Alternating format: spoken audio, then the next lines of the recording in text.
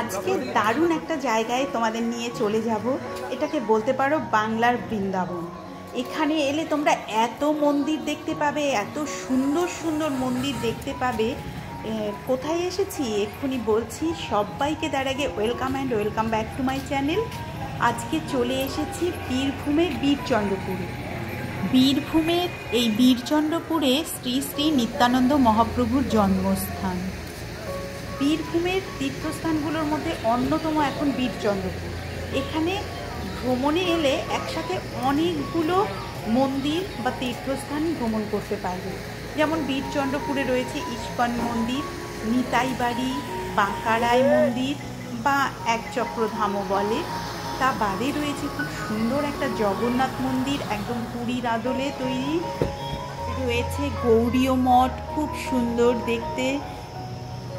তারপর কাছেই রয়েছে তারাপীঠ। তারাপীঠ থেকে এখানে অটো টোটো সমস্ত কিছুই চলে আসে। তারাপীঠে পুজো দিয়েও কিন্তু তোমরা এই মন্দিরগুলো বীরচন্দ্রপুরের দেখে নিতে পারো, একদিনেই দেখে নেওয়া যেতে পারে। তা বাদে রয়েছে সাধক বামাখ্যাপার আশ্রম, তোমাদের নিয়ে যাব। এখন প্রথমে আমরা বীরচন্দ্রপুরের ইস্কন মন্দিরটা খুব ভালো করে ঘুরে দেখব। এখানে আজকে প্রসাদ খাবো, এত সুন্দর জায়গা, চলো ঘুরে দেখি। বিশাল বড় এরিয়া নিয়ে তোমাদের এতক্ষণ আমি একটা সাইড থেকে দেখালাম পুরো মন্দিরটা। এখন সামনে চলে এসেছি। সামনের এত সুন্দর কারুকার্য দেখো, দেখবার মতো।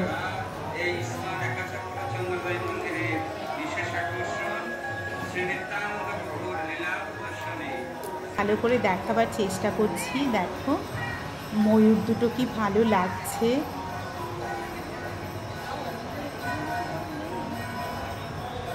এইবারে আমার হাজবেন্ড সামনে দাঁড়িয়ে আছে, আমি ভিডিও করছি। এই আমরা এখন একটু হাজবেন্ড ওয়াইফ দুজনে ফটো তুলে নিচ্ছি। ফটো তো মাস্ট যেখানেই যাব। এবারে আমরা ভেতরে যাচ্ছি।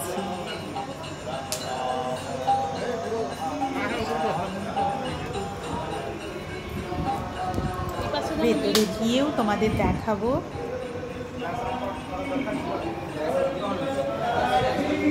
এইরকম ভাবে দেওয়ালে সব সাজানো রয়েছে, টাঙানো রয়েছে মহাভারতের কাহিনী। আমরা ভেতরে ঢুকে এলাম। পুজো হচ্ছে এখন।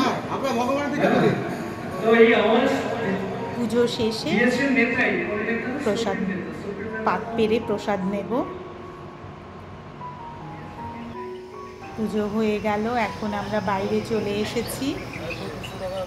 কখন কিভাবে পুজো হয়, সেই আরতি হয়, সেই সমস্ত কিন্তু টাইম সমেত এখানে লেখা রয়েছে। এই যে দোতলাটা দেখতে পাচ্ছ, এখানটাই আমরা পাত পেরে প্রসাদ খাবো। আমাদের প্রসাদ খাওয়া হয়ে গেল, নেমে এলাম। এখন তোমাদের নিয়ে চলে যাব, এখানে খুব সুন্দর একটা গৌড়ীয় মঠ আছে। তারপর তোমাদের নিয়ে চলে যাব সাধক বামাখ্যাপার আশ্রমে। তো চলো, এখন আমরা চলে এলাম গৌড়ীয় মঠে। বীরচন্দ্রপুরের গৌড়ীয় মঠটি দেখতে কীরকম চলো ঘুরে দেখি। যেখানেই যাবে বিশাল বড় এরিয়া নিয়ে সুন্দর বিশাল বড় বড় মন্দির রয়েছে। দেখো মন্দির কত বড়।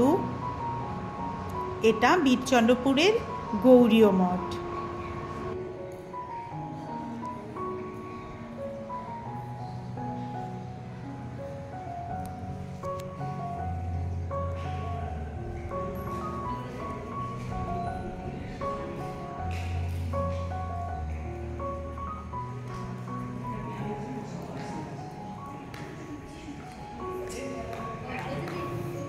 মূল মন্দির এটা, গৌরনিতাই রয়েছে মন্দিরে।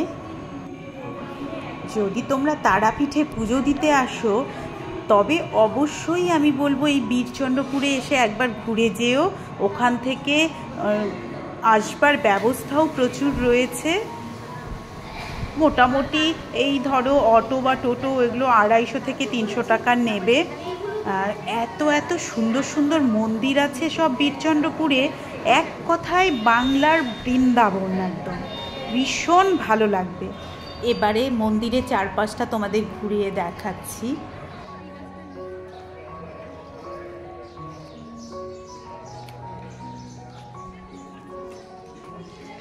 এটাই হচ্ছে মেইন গেট মন্দিরের পাশেই।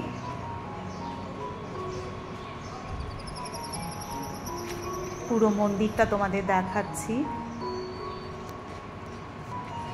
এই যে তিনতলা এই বিল্ডিংটা সাথেই রয়েছে, মন্দিরের সাথেই লাগানো। এই হচ্ছে মূল মন্দিরটা।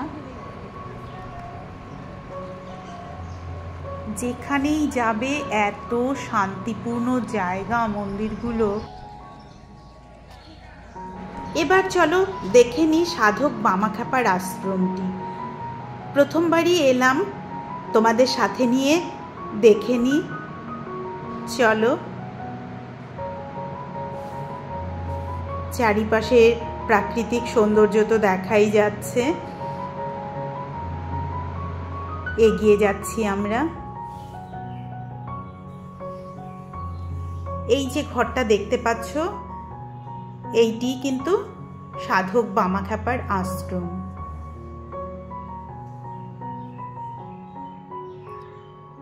অনেকেই এসেছে, ভিড় আছে। এটা সাধক বামাখ্যাপার আদি জন্মস্থান এবং এটাই গর্ভগৃহ। এখানে ঢুকতে দেবে কিনা দেখছি, সম্ভবত বাইরে থেকেই দেখতে হবে। নতুন ব্লগ নিয়ে তোমাদের সামনে খুব তাড়াতাড়ি হাজির হব। আজকের ব্লগটি এখানেই শেষ করছি। বাই।